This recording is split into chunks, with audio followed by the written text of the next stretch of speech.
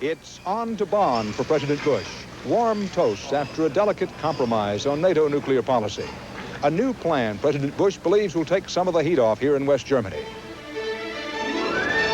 This is the CBS Evening News. Dan Rather reporting tonight from Bonn. Good evening. President Bush arrived in West Germany tonight excited about early good reaction and good reviews and talking up unity at the end of the NATO summit. The unity is based on a complicated compromise President Bush and Secretary of State Baker worked out in the early hours of this morning, cutting some of the difference between Margaret Thatcher and Helmut Kohl. West Germany argued strongly for reducing, even eventually eliminating, short-range nuclear weapons in Europe. Britain's Margaret Thatcher the hardest line against. The compromise, a final communique allowing each to claim partial victory. President Bush and West German Chancellor Kohl tried to project that unity in Bonn this evening. I don't believe German-American relations have ever been better. I think we've all of us had the personal experience of having to make compromises, and I think that this is a good thing. And just as one concrete answer to your question, there are only winners. But just how dicey the final communique on NATO nuclear weapons policy was became evident even before the summiteers left Belgium. Britain's Thatcher saying no way, no how to NATO ever buying West German talk of no nukes. Just read what they've signed up to. Just read it. When you sign up to something, you sign up to it, and that's that. For his part, President Bush's fine-line compromise in Belgium did concede some to West Germany. The final communique speaks of a possible deal down the line on partial reduction of short-range nuclear weapons, but never eliminating them. I would simply say there was total agreement on it, and it speaks for itself. Partial is partial. And to try to interpret it some other way misses the boat. Yeah. No such hardline talk from Mr. Bush here in Bonn. Nothing to shake the delicate political position Chancellor Kohl is now in, or the awkward position Mr. Bush is in. He spoke softly of Mikhail Gorbachev, who comes to Bonn in June to continue his own charm and disarm offensive. Winds of change are blowing in Eastern Europe, including in the Soviet Union. And it's happening in part because Mr. Gorbachev has seen that our society works and that his does not. And we welcome these changes and are prepared to move beyond containment to a policy that seeks to integrate the Soviet Union into the community of nations. For his part, Chancellor Kohl tried to play down talk that West Germany may be swinging away from the Western alliance and getting more into Gorbachev's orbit. Mr. President, our American friends can rest assured that the Federal Republic's firm entry in the Western community is irrevocable. Joining me now with more on what came out of the NATO summit, CBS News White House correspondent Leslie Stahl. Leslie, we saw President Bush a number of times today. He looked so happy. He looked to be riding high and feeling that he's on a roll. He feels vindicated. Before he came over here, there was almost universal criticism that he was incapable of being forceful.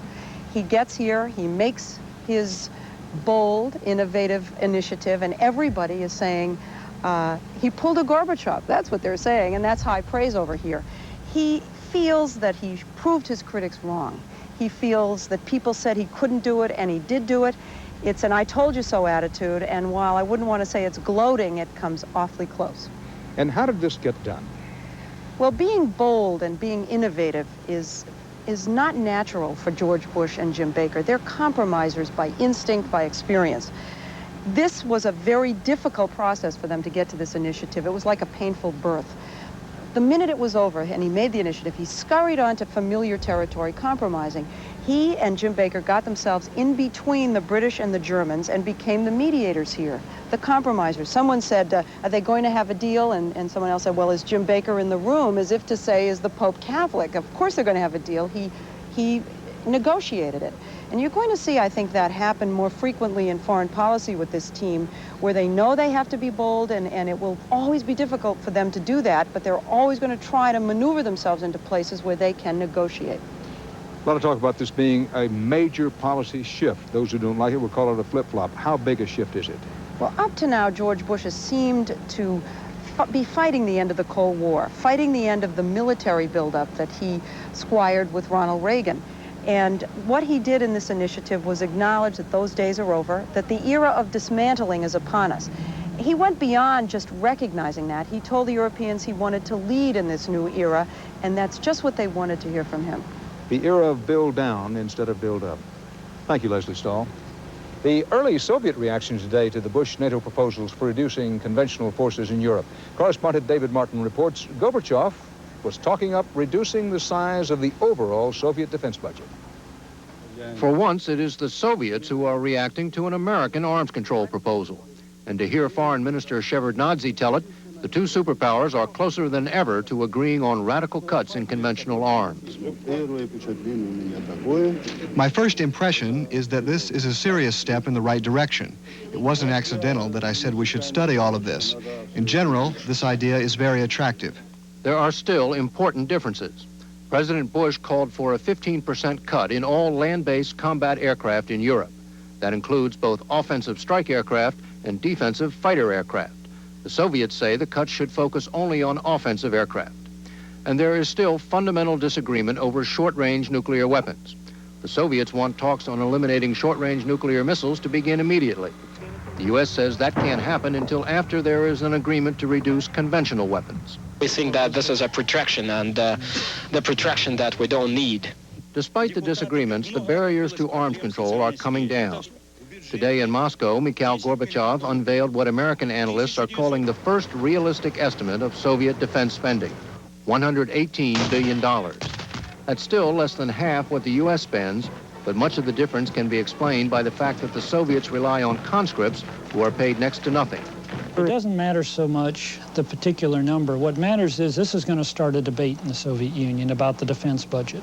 That debate will almost certainly create pressure to reduce the Soviet defense budget. And that in turn will feed pressure to reach an agreement with NATO on conventional arms cuts in Europe. David Martin, CBS News, The Pentagon. In a moment, Bob Schieffer in Washington will have other news of the day. And I'll be back from Bonn later in the broadcast with more on NATO, the troubled alliance.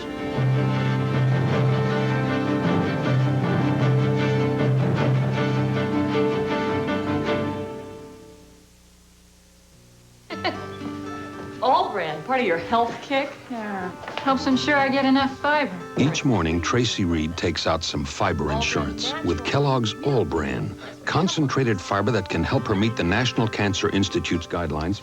The flood of trouble that has engulfed Democratic leaders in the House of Representatives grew even wider and deeper tonight. CBS News law correspondent Rita Braver has learned that new problems have now surfaced for embattled House Speaker Jim Wright, and that a separate investigation is now underway into business dealings of yet another top Democrat in the House. Rita?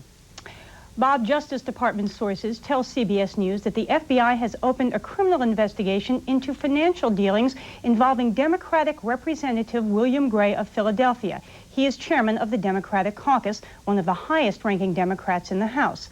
The sources revealed few details of the investigation, but one source said that it did involve allegations involving personnel. One source said that FBI agents visited Gray this weekend to ask for his cooperation in the investigation, which was not forthcoming, and subpoenas in the case are expected within the next few weeks. Just this Sunday, he said he knew of no future revelations about Democratic leaders that could rock his party. I know that all of us feel very confident. I know this member certainly feels confident that there are no problems. The news comes on the same day that Justice Department sources say that the department's public integrity section has opened a preliminary criminal investigation into Speaker Jim Wright's financial problems. This is an escalation from the department's previous posture of just keeping an eye on the case, and means that FBI agents will now determine whether or not there is enough evidence to warrant a formal grand jury investigation. And Bob, just a few minutes ago, someone close to Mr. Gray called to say that perhaps Mr. Gray is being set up. There are lots of rumors circulating through Washington tonight. Thank you, Rita. Wright's troubles at the Capitol also grew more complicated today as the ranking Republican on the House Ethics Committee said that when the committee reconvenes later this week, it could decide to expand its investigation into Wright's business dealings. There is a possibility that the committee might consider other charges. We have been investigating the gas well, the dry hole in Texas, the Sabine Lake. As Wright left home this morning, congressional supporters who'd predicted last week that Wright would resign said a weekend away from the Capitol seemed to put him more in a mood to fight the charges, a view supported by one of his lawyers. I spoke to the Speaker this morning. He certainly had no plan to resign. There's no secret agenda that we're keeping from people. Wright's partner in the controversial publishing deal that triggered the original trouble said folks back home are urging Wright to fight to the end. We've been with him for 35 years, and we expect him to stay in here and fight this thing. And Washington sources said Majority Leader Foley, the odds-on favorite to replace Wright, is also under the impression now that Wright has decided to stick it out for a few more days. It's his decision to make. I expect him to go forward. Even so, some of Wright's closest home state friends conceded today Wright's battle is probably already lost. I believe it's probably too late to change things in his favor to mean he could stay here permanently, but I believe justice would be served by following the game to the end. My personal opinion is that he'll do it Wednesday or Thursday. That reflected the feeling of many of Wright's Washington friends tonight, but the bottom line seems to be only Wright knows for sure. On another subject, the government reported today that in spite of high interest rates, sales of new homes rose a healthy 10.9% in April. That was the sharpest monthly gain in more than a year.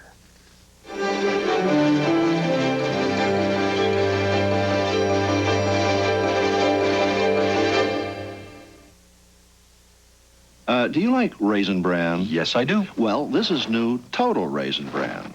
It tastes just as good as your Raisin Bran, but it has 4 times the vitamin nutrition. So can you think of one single reason why Total Raisin Bran shouldn't be your Raisin Bran?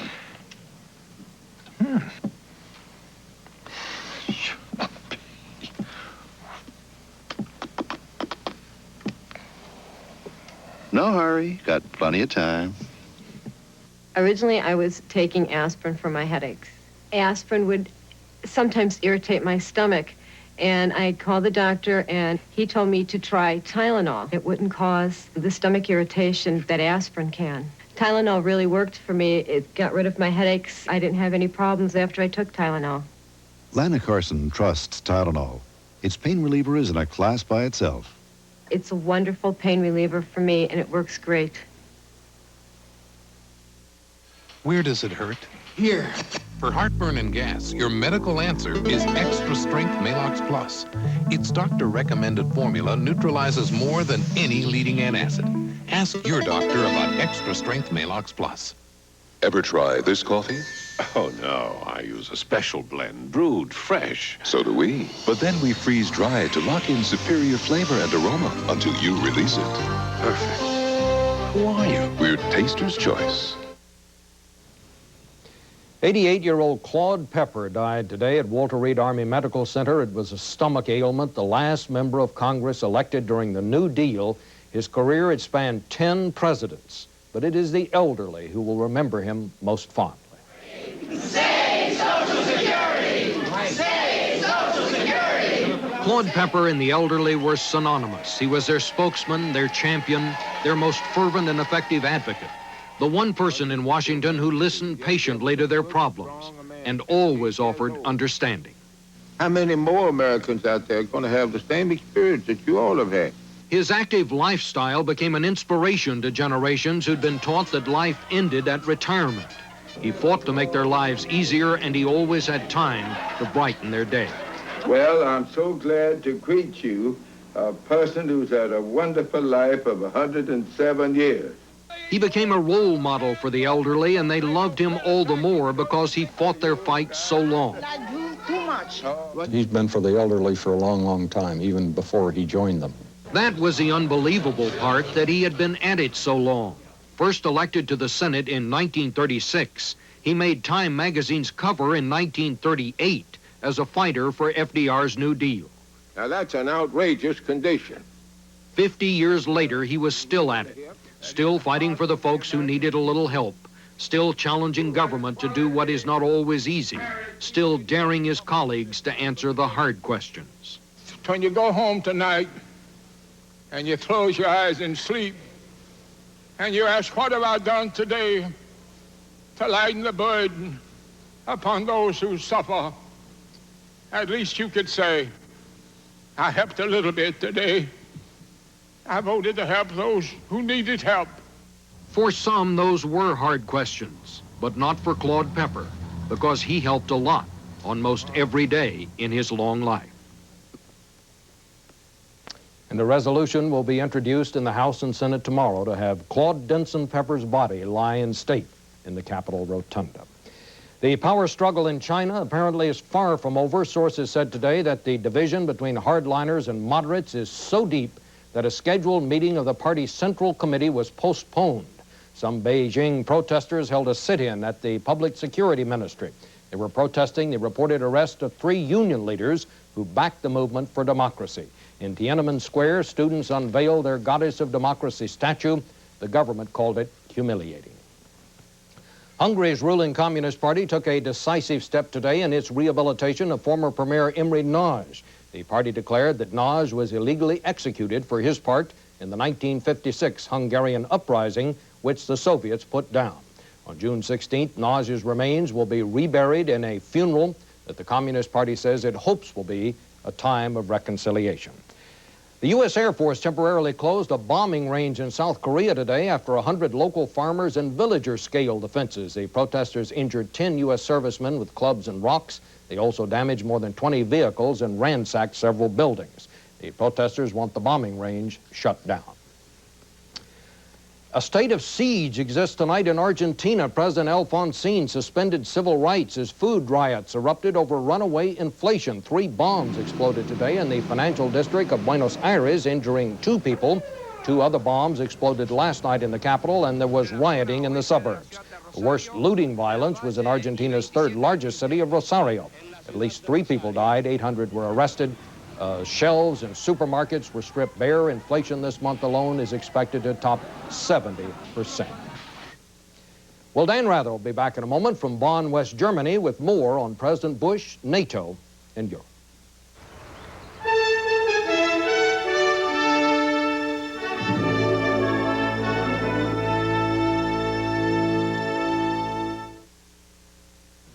If you thought you had to give up comfort to get a close shave, Nelco says, think again. Their revolutionary shaving system shaves skin close in a way that's incredibly comfortable. As the hair enters the chamber, the patented lift and cut system lifts each hair and holds it a split second before a blade cuts it, so it's possible to shave skin close without the blades even touching the skin. The lift and cut shaving system from Nelco. We made close comfortable. Enter the American Family Sweepstakes this week, and your dreams of instant wealth may come true sooner than you think. Ours sure did. The next $10 million prize may be yours, and you could win another $1 million this July 7th when I announce the winning number on TV. Get more fun out of life. We sure are. Win fast at American Family, the only sweepstakes with my picture. You could be a millionaire this summer. Enter fast. To the average car, this could be a dangerous body of water, even though it's only an inch deep. That's why you should drive the new 4-wheel drive Subaru Legacy, the latest in foul weather gear. Got a nice minty taste to it. That's good. Can you say that about your liquid antacid? If not, taste Tums Liquid. It has a nice taste to it. It's delicious. Tums tastes the best. Tums Liquid. It works, and it really tastes good. Joining me now with more on a pivotal day for U.S.-West German relations, our State Department correspondent, Bill Plante. Bill? Dan, to understand what happened here today, it's important to know that there's a new mood in Germany, a real sense of coming of age, as we discovered traveling around the country over the past couple of weeks.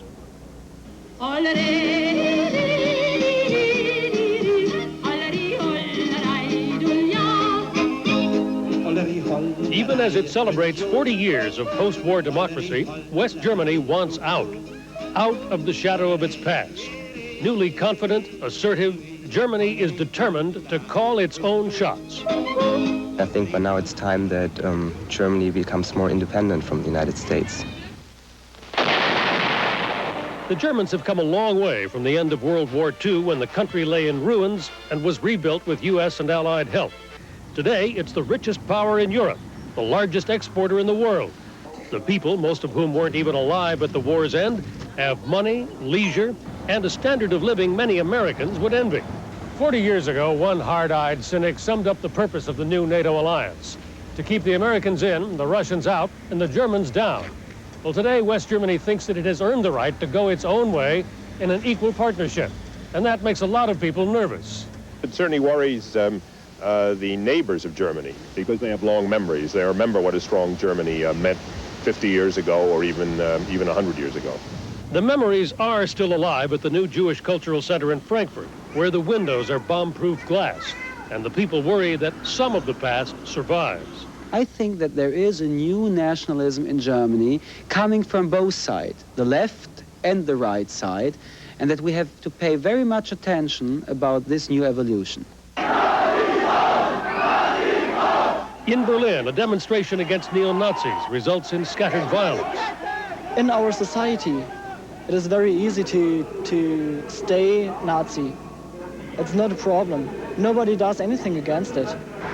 A West German chemical company is charged with helping Libya to build a plant capable of producing poison gas. Those are reasons why some people, like Jack Bennett, an American who has lived in Berlin for almost 50 years, never get over their distrust of the Germans. It's like being in love with a, say, clever lady of the evening. But someday she's going to kick you. Someday she's going to steal your pocketbook. She's going to cut right back on you. You might lose your fortune, you might lose your life. The Germans. But though Germany acknowledges the horror of its past, it no longer quietly turns the other cheek to German bashing. You can't punish and declare guilty 60, 80, or 100 million people for the rest of their history. We reached a stage where we think we must speak out. And they are. The Germans have spoken out against U.S. short-range nuclear missiles and on dealing with their neighbors to the east. I can say that I'm really proud to be German, but I'm also not ashamed. On this, their 40th birthday, West Germans say their country is firmly committed to democracy and the West, but that it must be free to pursue its own interests, which will no longer automatically be the same as those of the United States. In short, look for West Germany more and more to direct its own political and economic energies, particularly toward Eastern Europe. Bill Plante, thank you.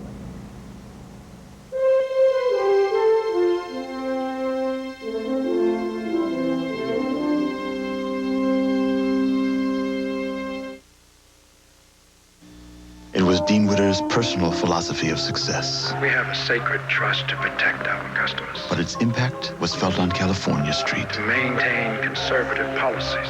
on Lincoln Street, and Acorn Street. To put the interest of our clients first. Dean Witter put principles before profit, people before portfolios. There are many ways to measure success on Wall Street. We measure success one investor at a time. Dean Witter, a member of the Sears Financial Network. Now, Red Lobster's new 5-star shrimp sampler. 5 kinds of shrimp on one plate, just $8.95. More for you, David Freeman. Savory grilled shrimp, scrumptious scampi, Cajun popcorn, and more. 5 kinds for just $8.95. More for you, Stacy Class. A kid's meal, $1.95. Hurry. Red Lobster, there's more for you to love.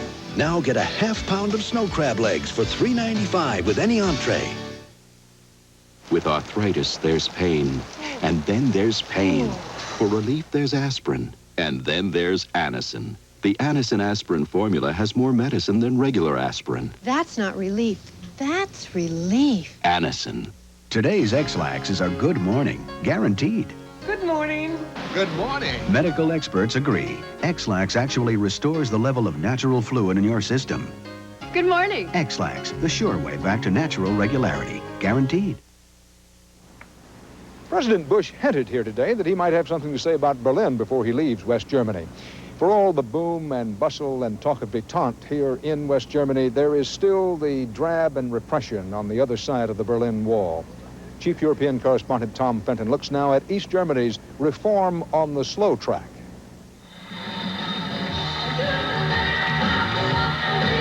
It's the look of East Germany that is changing first.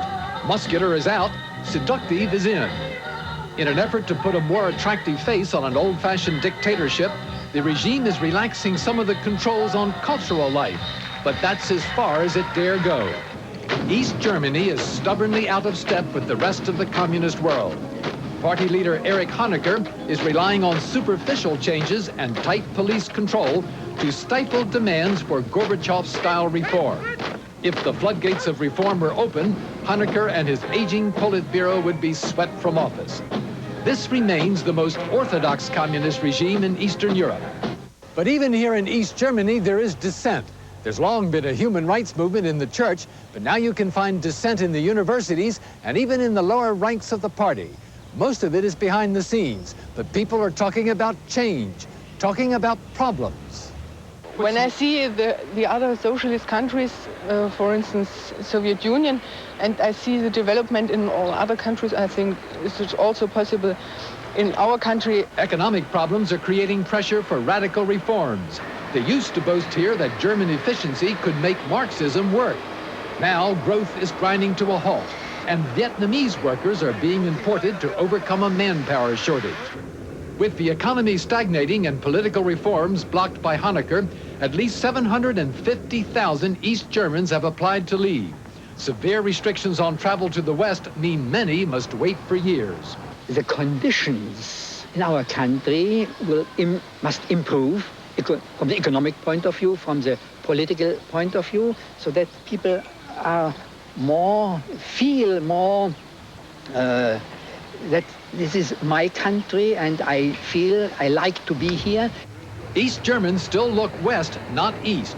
Almost 200 have died trying to flee since Honecker built the wall in 1961. 5,000 have made it safely. The reality of the police state endures. People are still trying to flee. These two men tried last month. An East German border guard opened fire. The two men were caught and led back to the German Democratic Republic. Tom Fenton, CBS News, East Berlin. And that's the CBS Evening News. Dan Rather reporting tonight from Bonn, West Germany. See you tomorrow. Good night.